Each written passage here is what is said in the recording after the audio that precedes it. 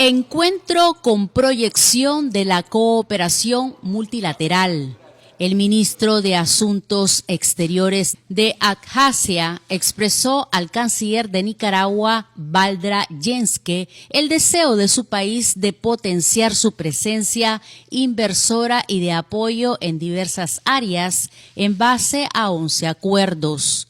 Y también hoy queremos hacer, tenemos varias reuniones, y con esas reuniones queremos hacer un impulso de nuestras relaciones en la esfera bancaria, comercio, farmacéutica.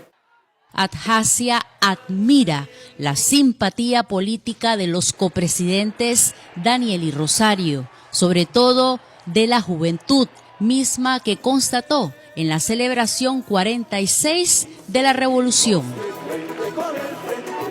Es muy importante y hemos visto atención del pueblo, de juventud de Nicaragua a sus grandes líderes como comandante Daniel y la compañera Rosario.